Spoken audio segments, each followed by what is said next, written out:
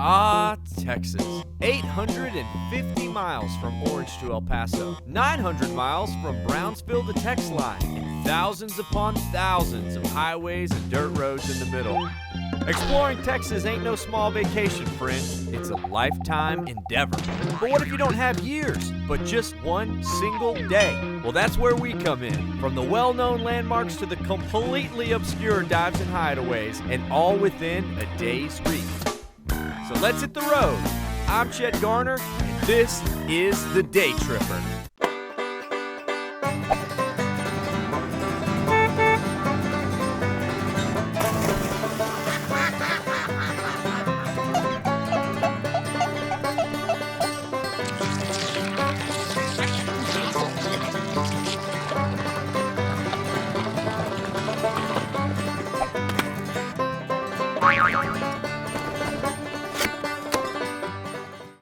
This episode was made for y'all with the help of our awesome partners. Check the caption for more info. The place we're headed today calls itself a little bit of heaven. Now, heaven is a place full of rolling hills, delicious food, crazy nice people, and swimming holes, which I hope it is. Then the folks of Wimberley, Texas may be right, and this is going to be a heavenly day. Wimberley! Wimberly is only 40 miles southwest of Austin and 60 miles northeast of San Antonio, so it's only about an hour's trip. The drive-in includes lots of scenery and rolling hills, but to kick off our day, there's one particular hill I want to climb, and that is the glorious Mount Baldy. Mount Baldy is really just a lone mound in the middle of Wimberley, but for those of you who can run the stair-stepper gauntlet to the top, this offers the best bird's-eye view of the town. Mount Baldy is exactly 218 mismatched steps. Well, by our last count, which may or may not be right. It's hard to keep count. The mountain, or the hill, is actually owned by a local church that has renamed it to Prayer Mountain. Perhaps for the sweeping views and the quiet peace that comes at the top, allowing a time for prayer and inner reflection. The view's getting better. Or perhaps because some visitors will be praying all the way just to make it up to the top. But as long as you stay the course, you'll make it eventually, and you'll find that the views are plenty reward. Mount Baldy gets its name from the bald spot that I'm standing on. From up here, we've got a view of just about everything we're gonna do today. And as much as I would love to linger, we just don't have time. Our first stop is the heart of downtown Wimberley. It's a small square made up of restaurants, shops, and boutiques.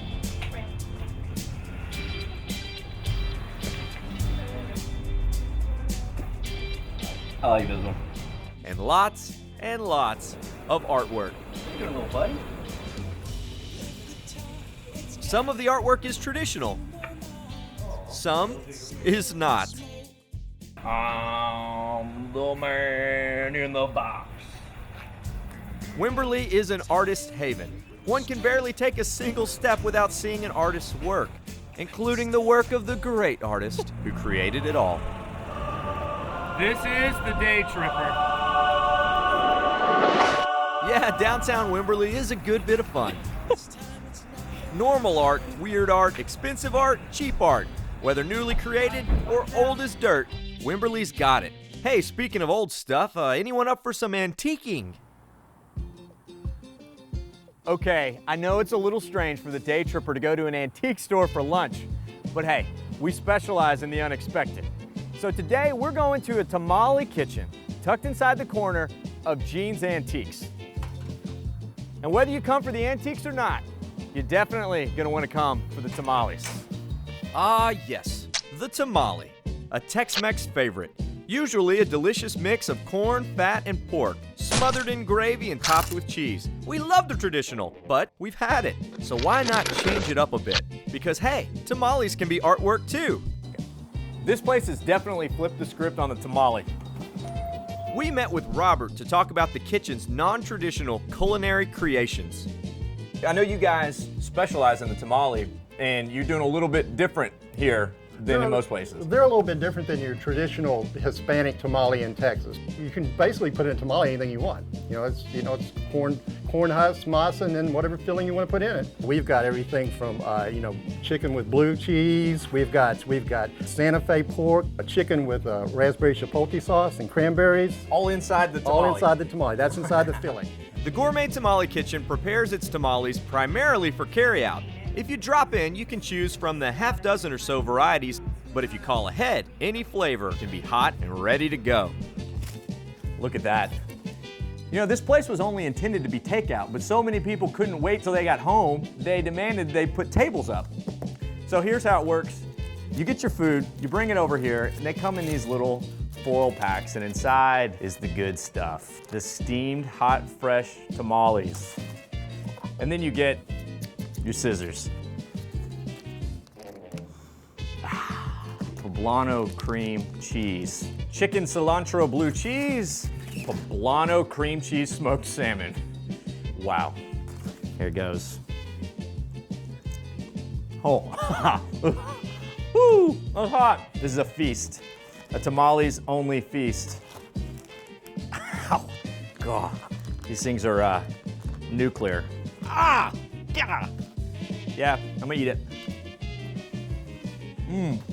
Okay, now, eeny, meeny, miny, mo, this one. It's genius. It's genius. Blue cheese inside a tamale? Brilliant. And then this one right here, just look. Oh yeah, you can see the salmon inside of the corn masa. The focus really is all on the tamales because this place really has about as much character as your Aunt Mabel's living room. And your Aunt Mabel would probably love this place. Well, that is an exceptional chifferobe and a delicious tamale. Wouldn't you agree, Marjorie? Oh, George.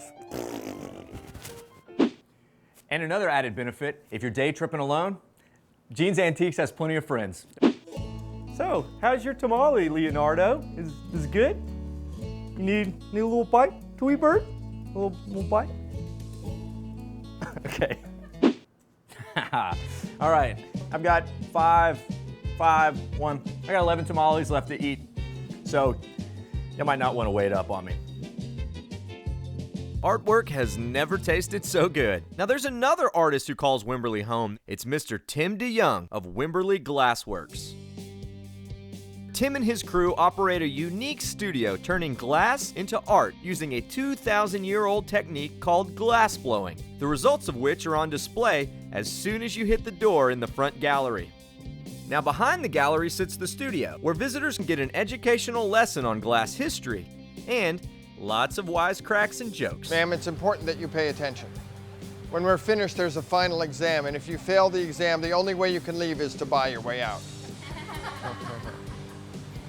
It should be noted that no one has ever passed that final exam.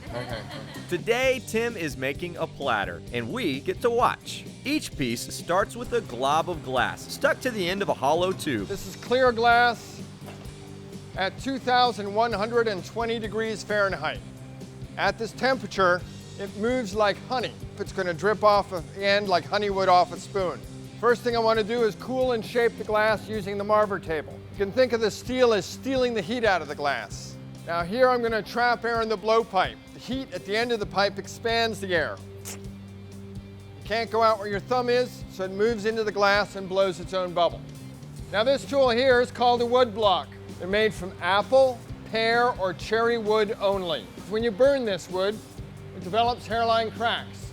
When you soak it in water, cracks hold a tremendous amount of water in them. When the glass rides through the form, it boils the water, and it's the steam that shapes the glass as opposed to the wood itself.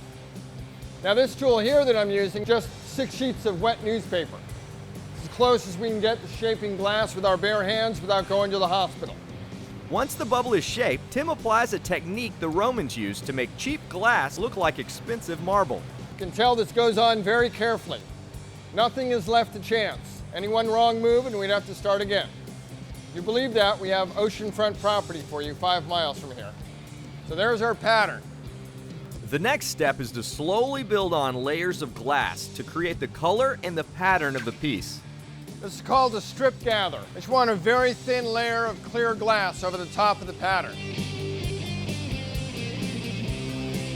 Each one of those little bits of color melts into a puddle. We'll need about a good 2 or 3 layers of that. Before our very eyes, the small glob turns into a large, glowing bubble. Tim then places a glass pedestal on the piece and must prepare to transfer it from the hollow pipe to a solid tube so he can access the opening to the bubble.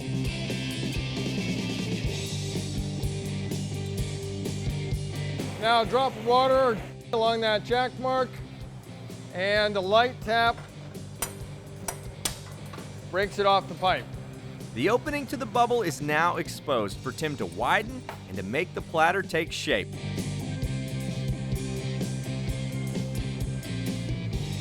Then, what was once just goo becomes a work of art. So you see glass will stretch nicely here. It'll flare it right out.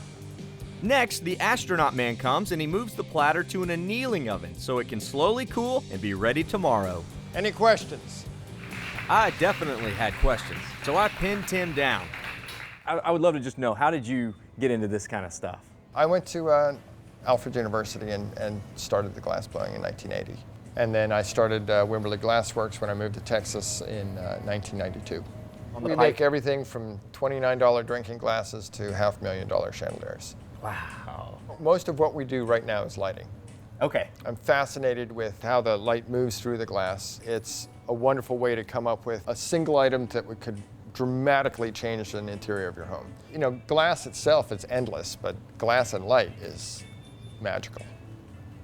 Well, that sums it up perfectly. Thanks so much for having us. Not a out problem. here. Thanks Yeah. for coming out. Yeah, absolutely. This is beautiful. Thanks. While we're outside of downtown, there's something I want to show you. We now interrupt this programming to remind you to like and subscribe. Now back to the road. You might not guess that there is a very devilish side to this piece of hill country heaven.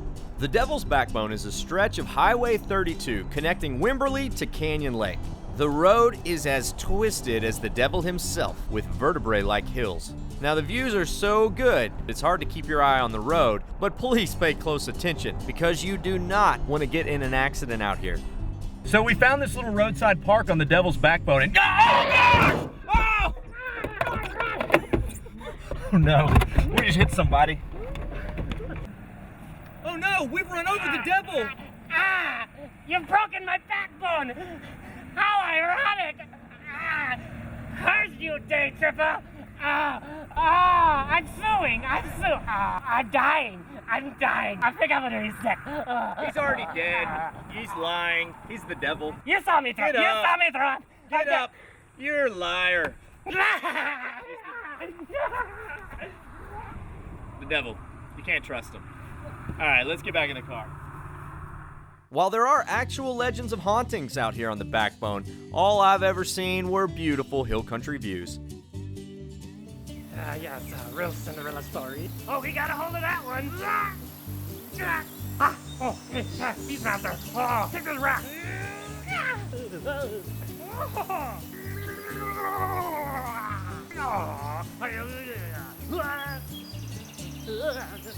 Time to get out of this heat and cool off a bit at one of Texas's legendary swimming holes, Blue Hole. Watch the hair. Watch the hair. All right. Blue Hole is a city-operated swimming park. Admission is $7 for adults and $3 for kids. Just follow a short path down to the creek and get ready for Texas-style refreshment. So this is Wimberley's Blue Hole. Everything a Texas swimming hole should be. It's got clean, crisp water. It's got a canopy of cypress trees, lots of sunshine, and yes, rope swings. I mean, look at all these happy people living it up. I'm about to go join them. Blue Hole is a public stretch of Cypress Creek, which runs through Wimberley. After seeing the water, it's pretty clear where it gets its name.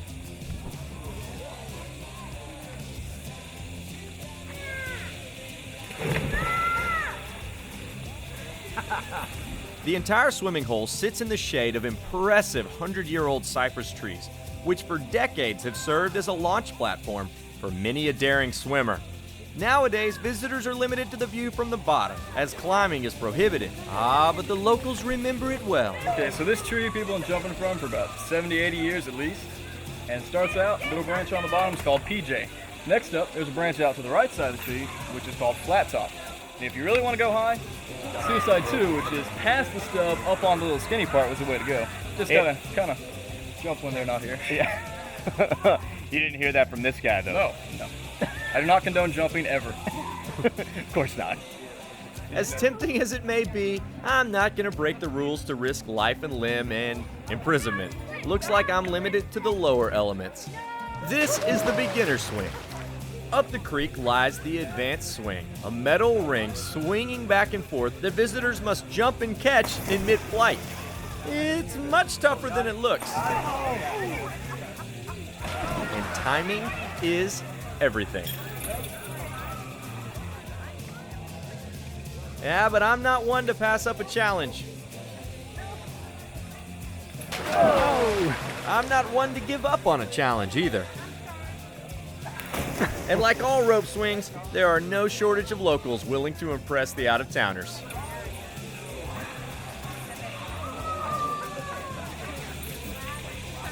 It's pretty clear that this guy has practiced. No.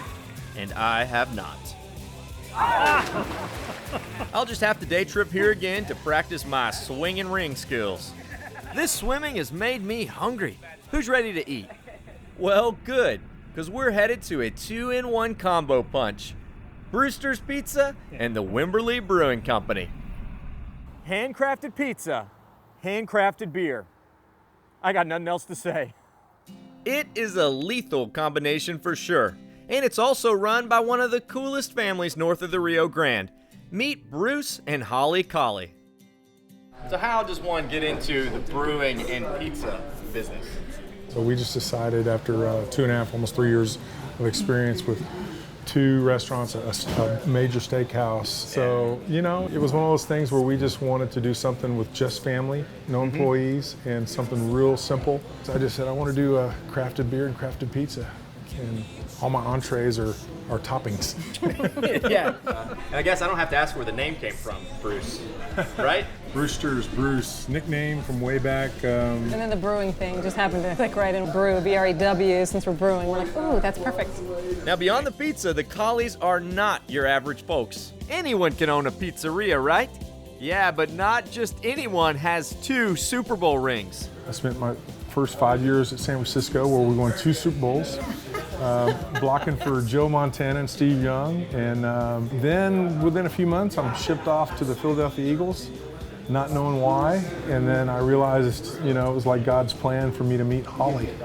15 years later, we have 13 children, so, no twins. What? And Hold up. Say that again slowly. 13 kids. 13 kids. No twins. No twins. We had her in 93, we had 94, 95, 96, 97, 98, 2000, 2001, 2002, 2004, 2005, 2007. Yep. I'm sorry, 2009. I forgot Dennis. 2009. I stopped. 2009, our little guy. I missed you. So what's the age range there? 17 to 1. Yeah. 17 to 1. Yeah, you're building your own football team. That's right. Enough for a team or enough to run a pizza joint? Family owned doesn't quite sum it up. And despite having to make enough pizza to feed an army of family and customers, they don't lose sight of ingredients. Everything's handmade, all of our sauces, if you look over there, there's no pizza sauce. It's all just tomatoes and peppers. We don't use the conveyor belt oven. It doesn't give you the chemical reaction. You put your hand in, and if you can't keep it in there for more than like 5 seconds, you're at temperature. Basic pizza is the thin crust classic, but we also have a whole wheat, stone ground whole wheat. And then we also got a gluten-free, which is pinto beans, brown rice. We mill that ourselves. Bruce even imports his sausage from New York because, well, he thinks it's the best. And the man is just as passionate about his beer, making 7 different brews from Hefeweizens to IPAs to porters and some homemade recipes. Drop the Rabbit is like almost our #1 selling beer because of the name, I think. And the flavor, but it's just an incredibly malty beer, but it has less hops than my amber. Drop the Rabbit. Okay. Hops. Drop the hops. Come on, work Drop it. the hops. It took me a while, but I'm there. Drop the rabbit. Drop the rabbit. Okay. To sample them all, I'm getting a beer flight. I'm pretty set with beverages. Now it's time for the pizza.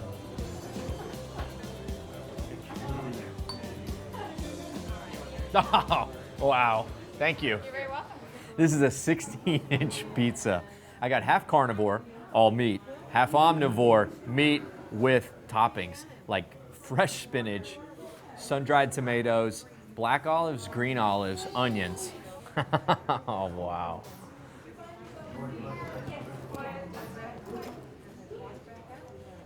Because you've got like this delicious kind of smoky flavor that's in the crust. And then, I mean, the toppings on this thing are just incredible. I don't know what else to say.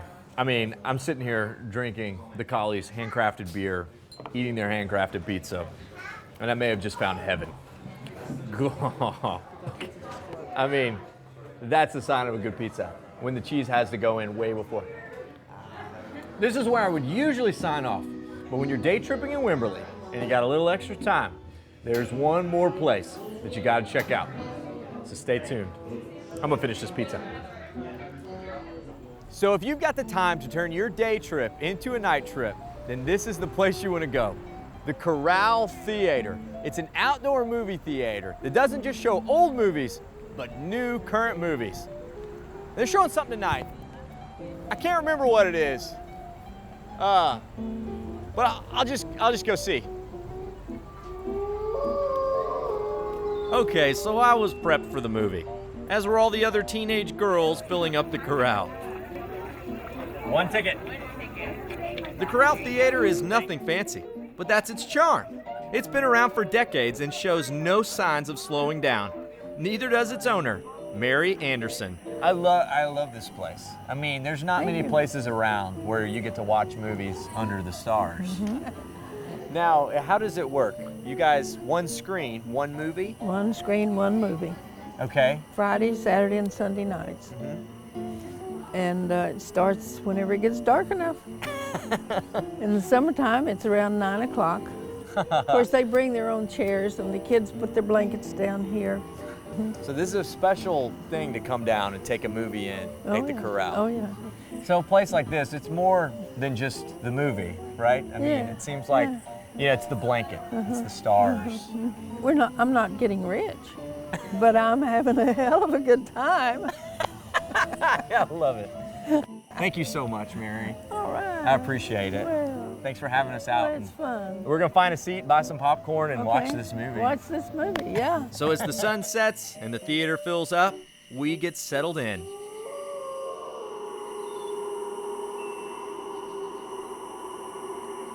It's been a great day. We caught a small glimpse of heaven and the devil, or at least his backbone. And whether your art is glass, tamales, pizza, Brilliant. beer, or gymnastics, Wimberly welcomes you. The movie's starting. I'm just gonna get a popcorn and go find my seat. Can I get one popcorn? Hey, perfect. Thanks. Man, it's been a good day. So I'll see all y'all on the road. Vaya con Dios, amigos. Kid Riley Beers disappeared over a year ago. So if you've got the time to turn your day trip into a night trip, then the Corral Theater.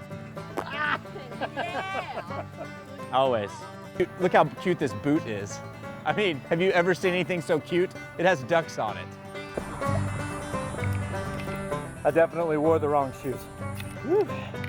Out of shape. Oh, I pooped myself a little bit. Ah!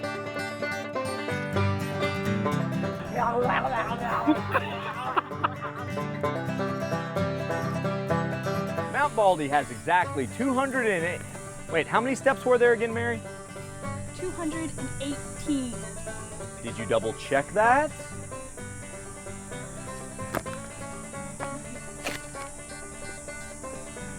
So hard to find good help around here. I can't hear you. 11. You know, we only got one day here, Mary, one day.